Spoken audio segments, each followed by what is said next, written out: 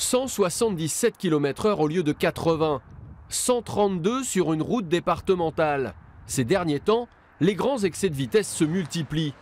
Pourtant, depuis 3 mois, la vitesse a été abaissée sur le réseau secondaire. Alors, le comportement des automobilistes a-t-il véritablement changé? Non, les gens n'ont pas changé de comportement. On roule toujours à 90 et ça ne change rien. On ne peut pas doubler les camions, et puis ils nous poursuivent. Sinon, sur la route, moi je prends souvent là-bas et les gens, il y en a un tiers qui ne respectent pas. On se fait doubler parce qu'on les emmerde à 80 km/h, pardon, par impoliment. On est toujours bloqué au même rapport. Moi j'ai une boîte automatique, elle est toujours en 4e, 5e, elle ne sait pas quel régime se gérer. Je consomme plus, je vois pas trop l'utilité. La raison du passage à 80 km/h, c'était de faire baisser la mortalité sur les routes. Or, depuis l'entrée en vigueur de la mesure, le nombre de tués est plus élevé que celui de l'an dernier. 2 en juillet, 3 en août et 1 en septembre.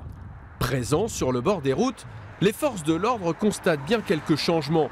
Les automobilistes ont levé le pied sur les grands axes, mais ils auraient tendance à rouler plus vite sur les petites routes. On peut l'expliquer d'une part par une présence visible sur les axes à forte densité, qui a de fait engendré un report de vitesse excessif sur des axes réputés peu occupés. Voilà, donc aujourd'hui, nous réarticulons notre action de manière à être présent également sur ces axes qui connaissent de plus en plus de vitesse excessive. Depuis le début de l'année, 19 personnes ont perdu la vie sur les routes de Haute-Vienne. La vitesse est en cause dans près de la moitié des accidents mortels.